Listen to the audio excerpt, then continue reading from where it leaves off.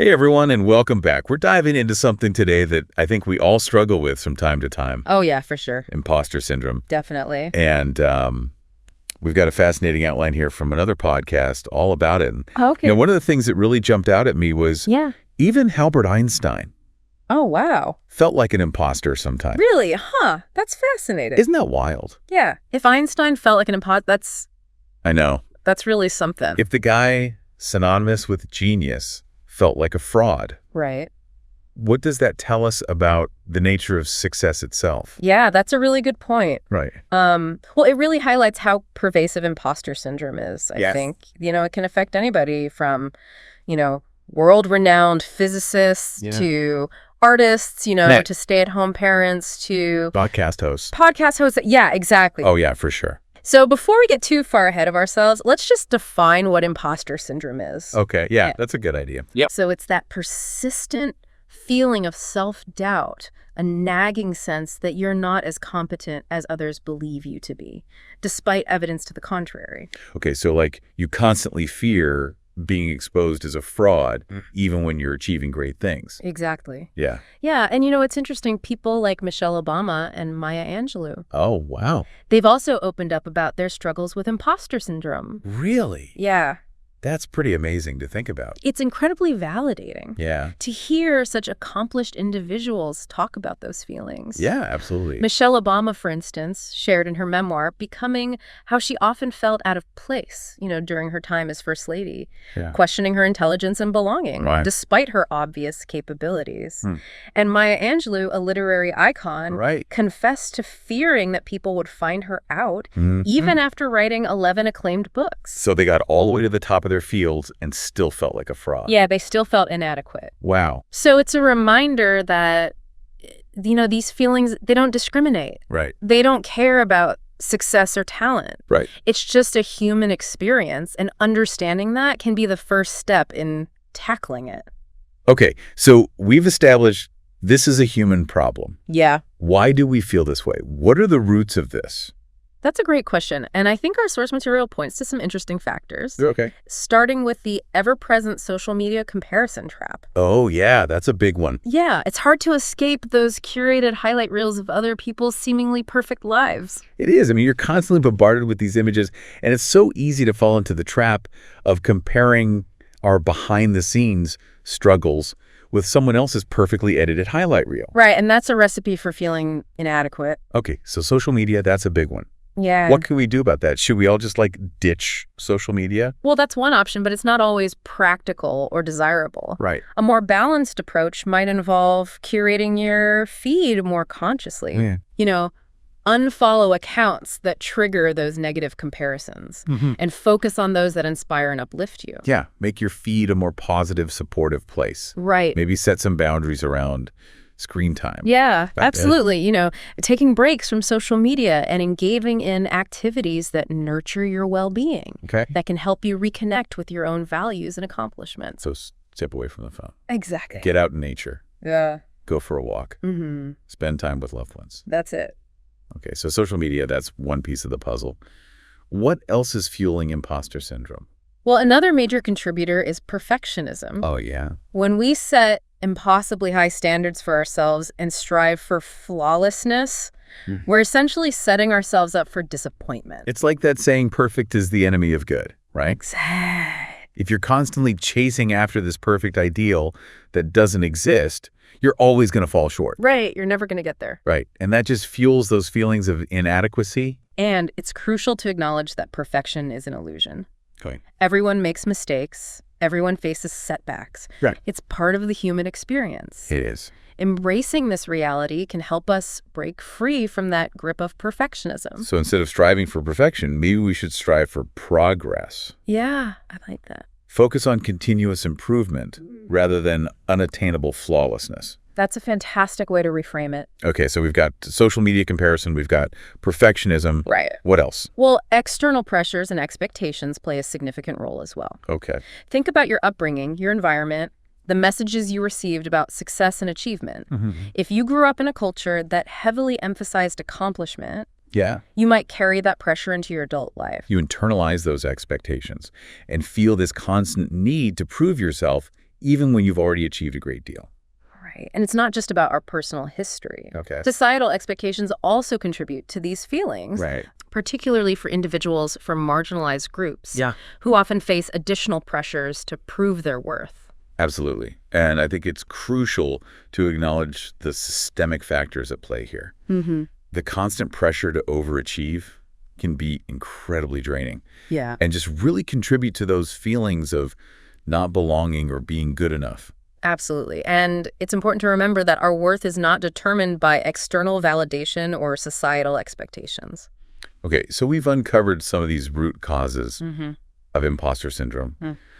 But what can we actually do to combat these feelings? Where do we even begin to tackle this inner critic? Right. Like, how do we actually start to feel better? Yeah. Well, I think the first step is acknowledging that you have the power to change the narrative in your head. Yeah. It's about recognizing those imposter thoughts when they arise and choosing to challenge them. But how do we actually challenge those thoughts? I mean, it's one thing to recognize them, but silencing them, Yeah. they can be pretty persistent. You're right. It's not always easy, but one powerful technique we can employ is reframing. Okay. It's about consciously shifting our perspective and choosing to see things in a more positive and empowering light. Can you give me an example of what that might look like? Absolutely. So let's say you're feeling anxious about an upcoming presentation. Oh, yeah. You might be thinking, I'm going to mess this up, or everyone's going to think I'm a fraud. I've been there. Right. Yeah, those pre-presentation jitters, Exactly. they can be intense. Instead of letting those thoughts spiral, try reframing them. Okay. Ask yourself, what evidence do I have to support these beliefs? Hmm. Have I prepared thoroughly? Okay. Do I have a solid understanding of the material? Have I practiced my delivery? So you're saying replace those negative assumptions with more realistic and positive affirmations. Exactly. So instead of saying, I'm going to mess this up, it's, I've prepared well and I'm ready to share my knowledge. Exactly. And even if you do stumble or make a mistake, remember that it doesn't diminish your value or competence. Okay. Everyone makes mistakes. It's how we learn and grow. That's a helpful way to look at it. Yeah. It takes the pressure off, Right. trying to be perfect. Absolutely. Allows you to just focus on progress instead. Precisely. And another powerful technique that can help us challenge those imposter thoughts Yeah. is keeping a victory log. A victory log. A victory log. I like it already. It's a simple but incredibly effective way to document your accomplishments and build concrete evidence against self-doubt. Okay, so what is a victory log?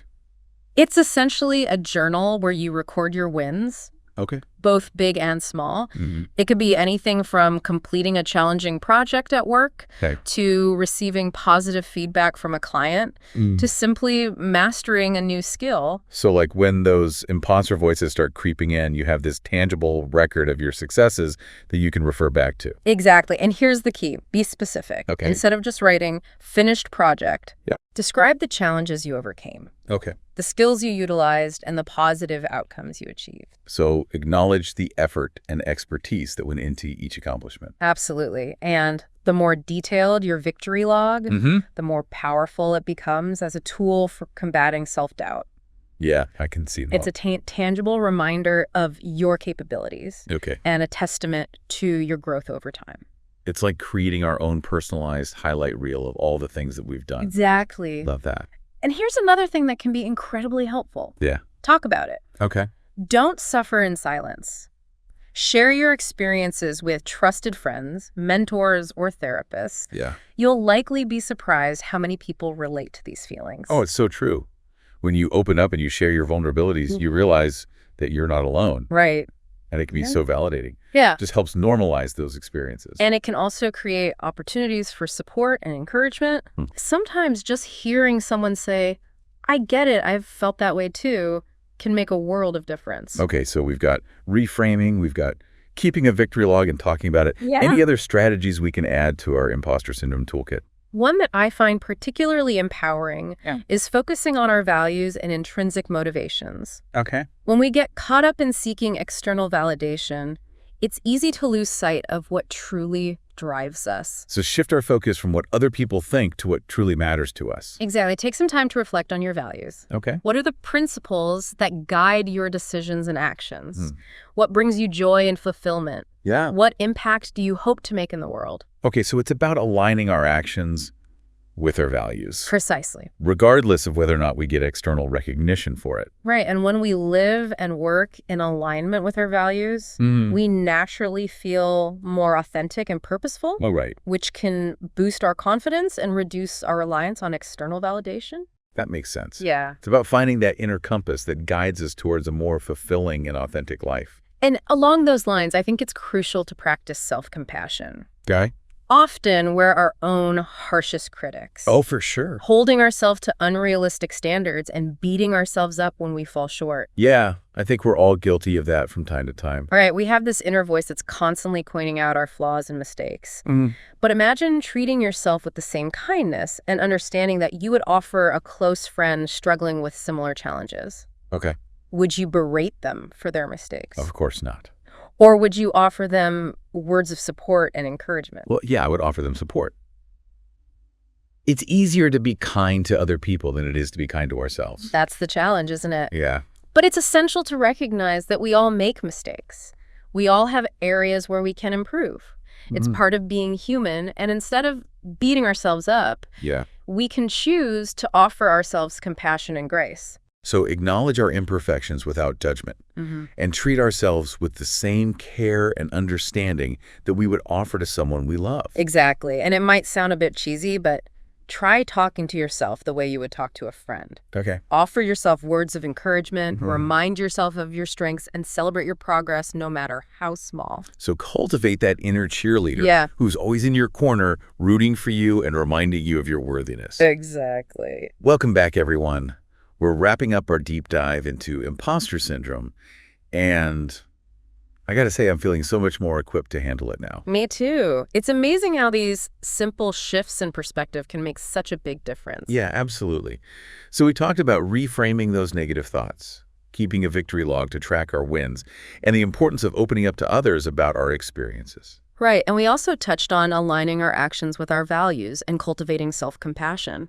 Yes. Yeah. But I'm curious, are there any other tools or strategies that we can use to really solidify our confidence and silence that inner critic for good? Yeah, actually, there are a couple more that I find incredibly helpful. One is the power of visualization. Okay, visualization. Yeah. So like picturing ourselves succeeding in a particular situation. Exactly. It's a technique used by athletes, performers, successful individuals across various fields to enhance performance and boost confidence. By vividly imagining ourselves navigating a challenge successfully, we create a mental blueprint for success. So it's like mental rehearsal. Yeah, like if you're feeling anxious about a presentation, you could visualize yourself delivering it smoothly, connecting with the audience, and feeling proud of yourself afterward. Okay. I can see how that would be helpful. Yeah. So instead of focusing on everything that could go wrong, we're actively creating a vision of what we want to happen. Right. And the more you engage your senses in the visualization, seeing the room, hearing your voice, feeling that positive energy, the more impactful it becomes. It's like we're rewiring our brains for success. Exactly. And along with visualization, I think it's equally important to focus on our strengths. Yep. When imposter syndrome hits, it's easy to hyper-focus on what we perceive as our weaknesses. Oh, yeah, totally. It's like we have this mental magnifying glass that just zooms in on our flaws while completely overlooking all the amazing things we're good at. Exactly. So instead of dwelling on those perceived shortcomings, try shifting your focus to your strengths. Yeah. Make a list of all the things you excel at, the skills you possess, the positive qualities that others admire in you. So it's about acknowledging and celebrating all the things we bring to the table. All the reasons why we deserve to be where we are. Exactly. And as you do that, remember that no one is perfect. Right. Even the most successful people have areas where they struggle or need to improve. What sets them apart is their ability to embrace those imperfections as opportunities for growth. So it's not about denying our flaws, but viewing them through a growth mindset as challenges to learn from, adapt to, and overcome. I couldn't have said it better myself. Each mistake or setback becomes a chance to become more resilient and resourceful. Right. And as we wrap up our deep dive into imposter syndrome, I think it's important to emphasize that this is an ongoing journey, not a destination.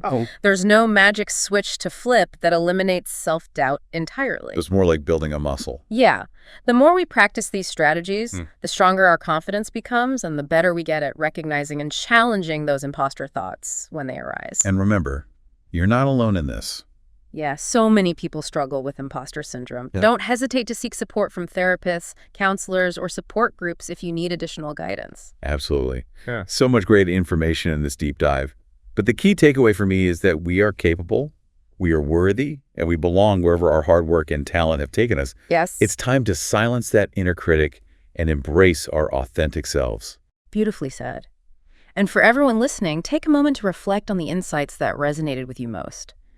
What actions can you take today to challenge your self-doubt and step into your full potential? Remember, this is a journey, but with each step you take, you move closer to a place of greater confidence and self-belief. Thanks for joining us on this deep dive. Until next time, keep learning, keep growing, and keep believing in yourselves.